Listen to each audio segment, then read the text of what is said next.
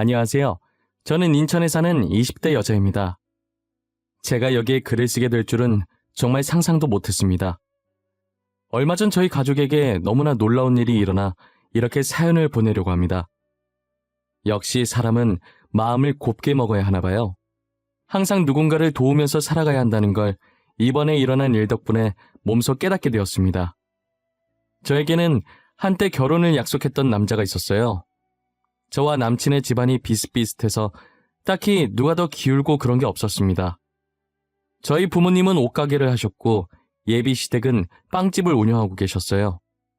부모님들끼리는 20살 때부터 친구셔서 엄청 친하셨어요. 결혼도 비슷한 시기에 하고 임신도 비슷한 시기에 하셨어요. 그래서 서로 아이 낳으면 결혼시키자고 장난식으로 이야기하기도 했고요.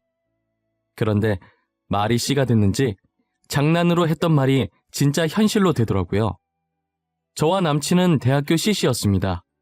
첫 만남은 친구 대신 나갔던 과팅에서 시작되었어요. 아무래도 저는 친구 대신 나온 거라 재미가 없었어요. 뭐가 그렇게 신나는지 저 빼고 다들 웃음꽃이 피었더라고요.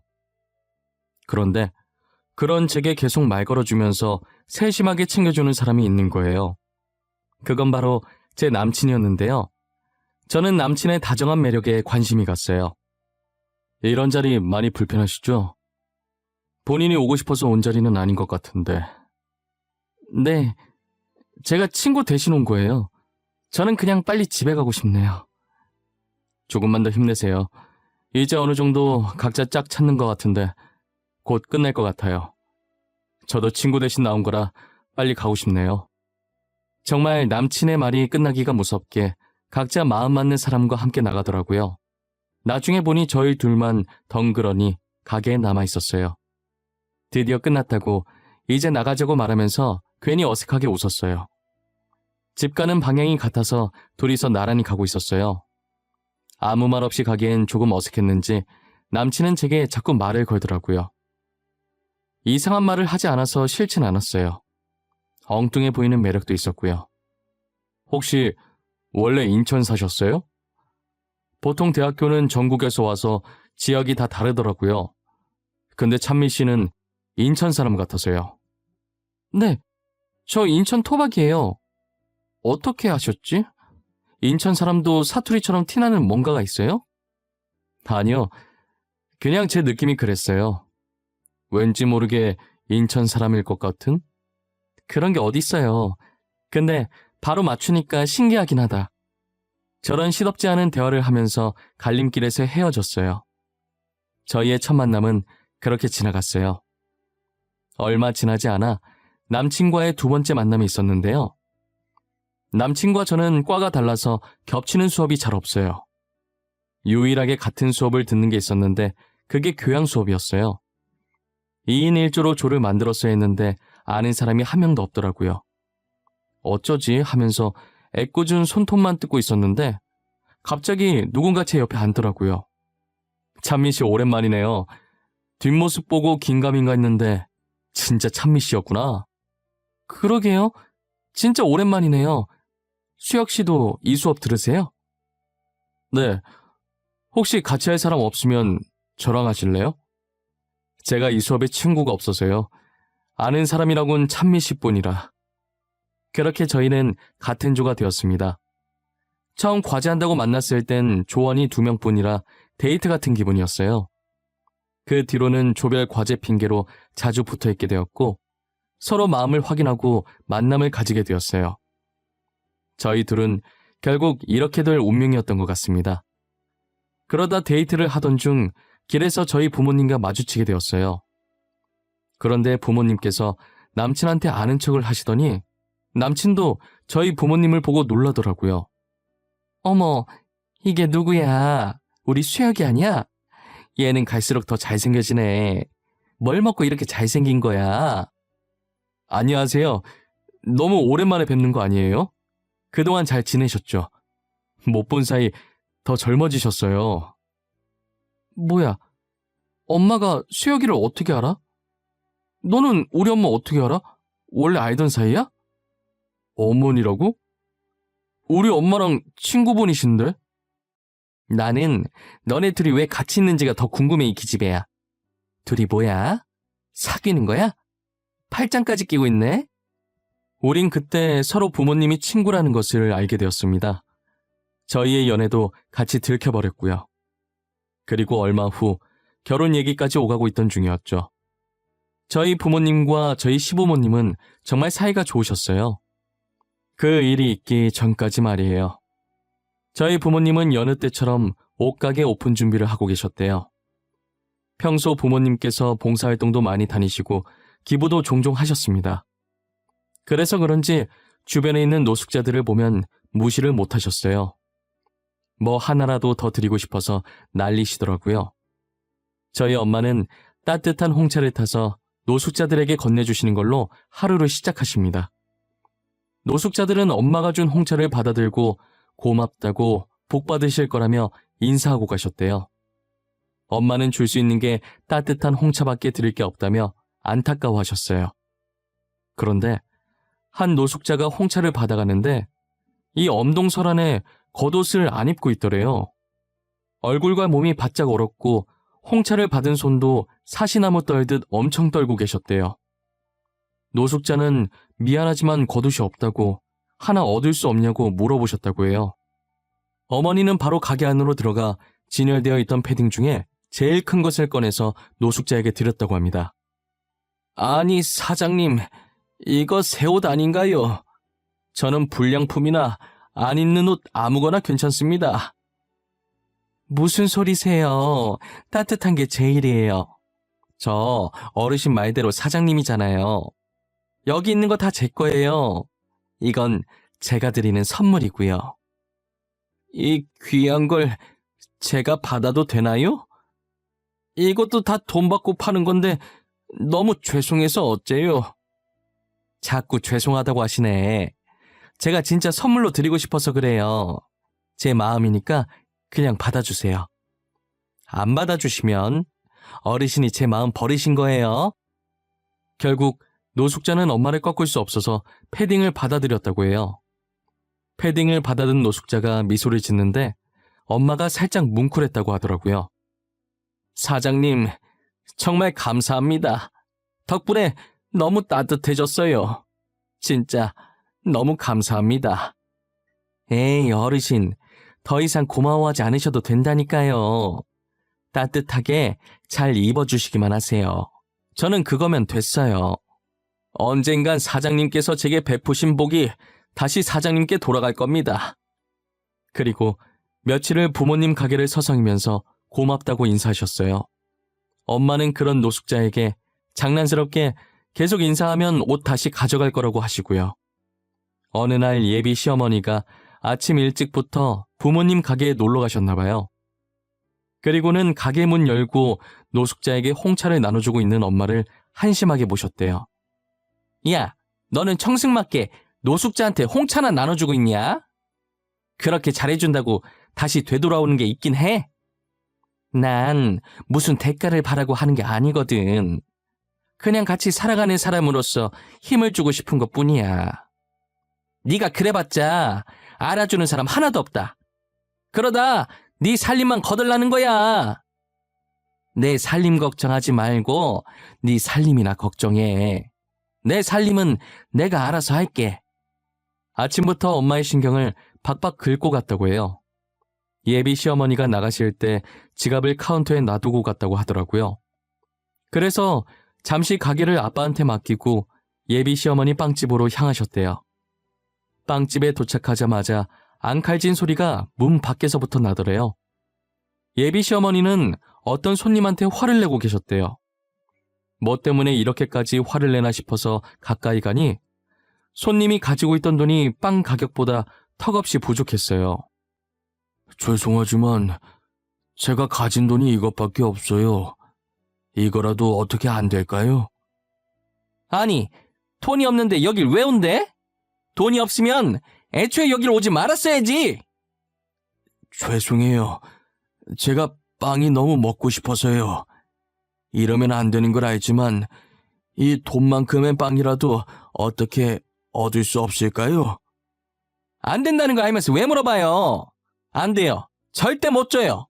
그러니까 당장 나가세요. 끌어내기 전에 당장 나가라고요. 그냥 빵 조금만 떼서 드시라고 줄 법도 한데 그걸 안 된다고 가게가 떠나가라 고래고래 소리를 지르고 있었대요. 엄마는 그런 예비 시모가 너무 한심했다고 합니다. 야, 너는 말을 그런 식으로밖에 못하니? 왜 이렇게 막말을 해대는 거야? 빵 조금 떼서 줄 수도 있잖아. 아니, 애초에 돈도 없으면서 살아온 게 잘못이지. 이게 내 잘못이야? 내 잘못이냐고? 그리고 네가 뭔데 참견이야? 진짜 한심하다, 한심해. 이 나이 먹고 창피하지도 않니? 너 그러다 네가 했던 행동들 나중에 다시 너한테 부메랑처럼 돌아올 거다. 엄마는 막말하는 예비 시어머니께 그렇게 살지 말라고 한마디 해주고 나왔다고 해요. 그 소동이 있고 며칠 뒤 저희 부모님 가게에 들어온 손님들이 하는 얘기를 듣고 예비 시어머니 빵집에 무슨 일이 생겼다는 걸 알게 되었습니다. 그날 예비 시어머니께서 한참 열을 내고 계실 때 뒤에 다른 손님이 한 분 계셨었나 봐요. 그 손님이 몰래 영상을 찍어서 SNS에 땡땡빵집 사장 인성이라는 제목으로 영상을 올렸더라고요.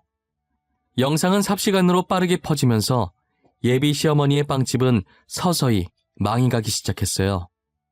결국 예비 시어머니는 빵집을 다른 사람에게 팔아넘기고 저희 부모님 가게 옆에 카페를 오픈하셨어요. 그런데 얼마 지나지 않아 이번엔 노숙자가 예비 시어머니 카페에 들어갔나 봐요. 예비 시어머니의 찢어지는 목소리가 저희 부모님 가게까지 다 들렸었어요. 사장님, 혹시 따뜻한 거 하나만 주실 수 있나요? 제가 너무 추워서요. 정말 죄송합니다. 아니, 이 동네는 거지들밖에 없나? 돈도 없이 카페를 왜 들어와? 내가 자선사업가야? 몸이 너무 차가워서 그래요. 따뜻한 물이라도 한 잔 안 될까요? 나한테 맡겨놨어? 죄다 나한테 와서 난리야. 빨리 나가. 당장 안 나가?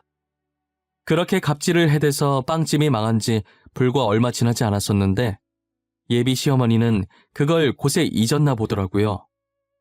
그 성격 못 버리고 대쪽같이 화내면서 노숙자를 카페에서 쫓아내버렸어요. 시끄러운 소리에 엄마가 나가보니까 쫓겨난 노숙자가 카페 앞에서 몸을 웅크리고 있었어요.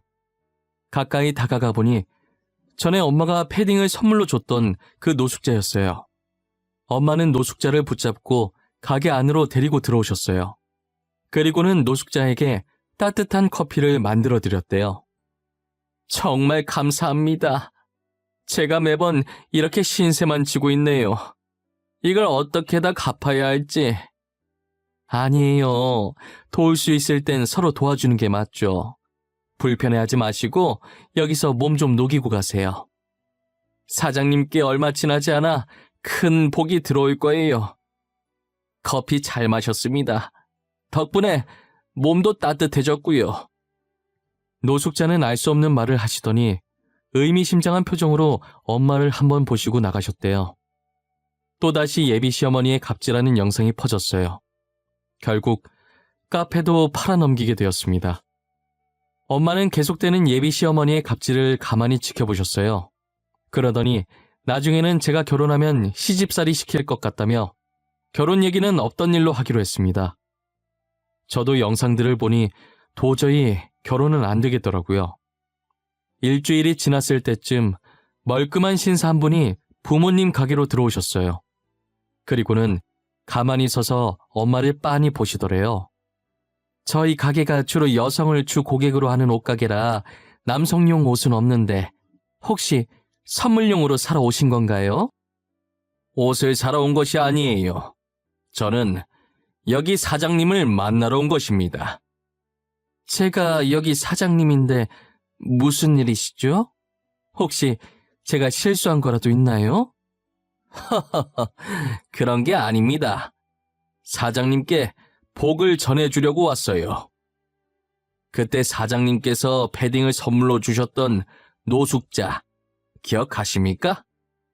네, 당연히 기억나죠. 최근에 못 본 것 같긴 한데 혹시 그분께 무슨 일이라도 있는 건가요? 엄마는 그때까지만 해도 노숙자한테 무슨 일이 생긴 줄 아셨대요. 최근 홍차를 나눠줄 때 그분이 안 보이셨거든요. 사장님, 제가 바로 그 노숙자입니다. 여기 제 손에 들려있는 종이 가방 속엔 사장님의 패딩이 들어있고요.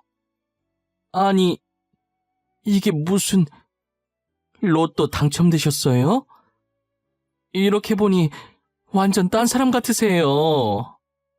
사실 땡땡 가구가 제 회사입니다.